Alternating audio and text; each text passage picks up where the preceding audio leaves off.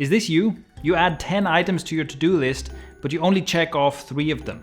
And the next day, you add 10 more. You're always busy, always in a rush, always feeling behind. You say things like, there just aren't enough hours in the day. And in the evenings, you stay up too late to try and squeeze some extra minutes out of the day. And then the next morning, you wake up feeling tired again. And what's worse, all this effort doesn't even lead to anything. You're so preoccupied with loads of small things that you never get around to doing the one big thing that really matters most. You, my friend, have a serious productivity problem. This problem, let's call it unproductive overwhelm, is one that many people suffer. But in this video, we're going to solve it. At its core, unproductive overwhelm comes from a failure to set priorities. I've discovered the secret to setting priorities the right way so that it eliminates all this stress and overwhelm and actually makes you more productive. So stick around to the end of the video to discover the exercise that I've designed to help you eliminate unproductive overwhelm. And it works so well, when you do this exercise, you'll feel way better before the end of today. Okay, so you suffer from unproductive overwhelm and it's very frustrating. And like I said, the reason this happens is because you're not setting priorities the right way. I'm sure plenty of people have told you that you should set priorities, but has anyone actually ever taught you how to do it? It seems to me that it's one of those things that I guess we're just supposed to know how without anyone ever explaining it. Or maybe the problem is that all the people that are like wagging their finger going, oh, you should set priorities, also don't know how to do it. But anyway, we're here to fix that. So first, let's understand why and how we do this wrong. And I'm saying we, I'm including myself here because I definitely also have this tendency. When we set priorities, it looks something like this. We go, oh, this business I'm working on, that's a high priority.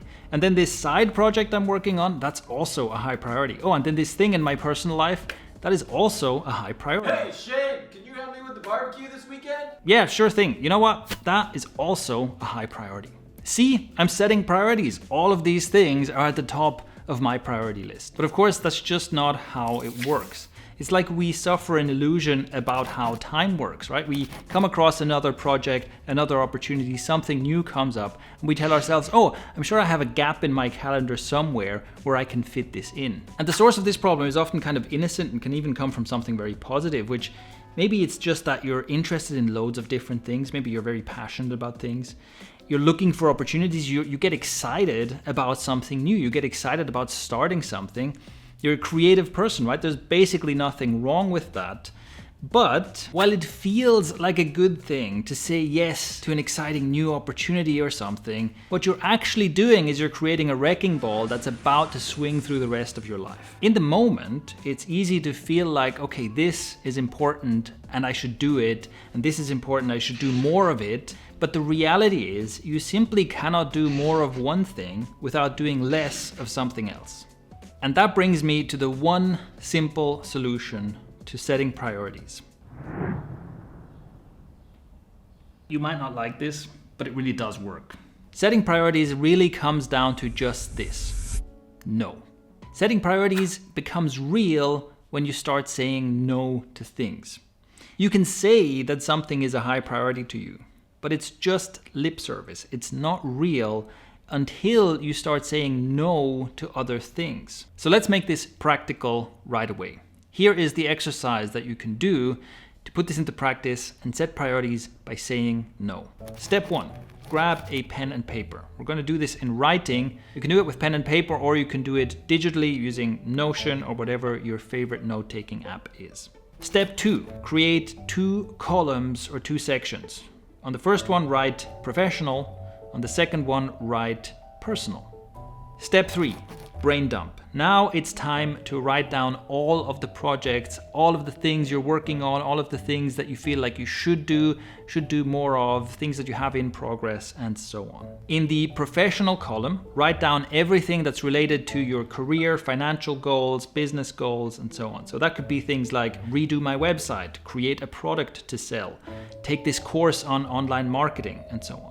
In the personal column, you guessed it, you write down all the things that are related to your personal life, such as organize this trip with my friends, or learn a new language, or go to the gym more often, and so on. Now, an important note here, what you're writing down here should be projects, not individual tasks. So you don't want to be writing down things like take out the garbage or answer that one specific email. You want to be writing down projects like remodel the kitchen or implement this new system for handling my email inbox. So now it's time to do the writing, and you really want to get everything out. So this might take a while. You really want to write down until you feel like, yes, these are all the things that I'm doing. These are all the plates that I'm trying to spin right now. Keep writing until you feel like this represents all of it. Step 4. This is the part where you say no. Your task now is to eliminate 2/3 or more of all the items on this list. This is where you say no to the things that are less important, so that you can say yes to the things that are truly important. Hey Shane, can you help me with... No, sorry, but I don't have time for that. Look, saying no to things, eliminating things from this list can be very unpleasant, and you probably will feel some resistance here. But I've got good news. Saying no isn't forever. In fact, you can make this easier for yourself by using the power of procrastination. I almost feel like there should be like a He-Man. By the power of procrastination.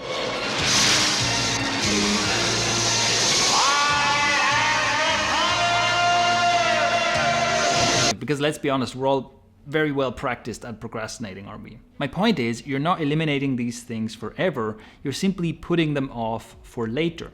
In fact, you can add a specific date to make this even clearer to yourself. What you can say is, for example, here are all the things that I'm not going to do this year. So these are the things I'm going to put on ice, and then next year I can revisit and reevaluate. And the reality is that by clearing your table and putting some things off until later, you give yourself a much better chance to actually finish some of the things that you have in progress and find yourself in a position where you have more free time and energy to do those things later. Often you can get more done by doing things in sequence than by trying to do too many things all at once. Step 5, commit. So you do this exercise, you eliminate at least 2/3 of the items on your list, and you decide to focus your time and energy on the remaining few items and projects. But when you do this, it's important that you commit. When you make a decision not to do something this year, in the next 6 months, in the next 12 months, whatever it is, don't let your priorities change again as soon as something new comes along, as soon as something feels more important than something else again. Remember that it's always easy to get caught up in the moment, and you don't want to be in a position where you're constantly doing urgent things but never doing important things. So that's it. Do this exercise and you'll know what it actually feels like to set priorities. Because this is what it's always like. When you're doing this, you're practicing setting priorities. If you want to become an implementer, if you want to become someone who's good at prioritizing, get good at saying no. To make this even easier for you, I've created a Notion template that you can use to follow this exercise. And you can get access to that Notion template in the Icario community, which is completely for free to join. The link to that is below. Now over to you. Right now in the comments, let me know one thing that you're going to start saying no to in order to solve your unproductive overwhelm. Then go ahead and do the full exercise and see just how much better and much clearer you feel when you're done. This video here is one in our series on how to become an implementer. And if you haven't seen it yet, this video here is the one that I recommend you watch next.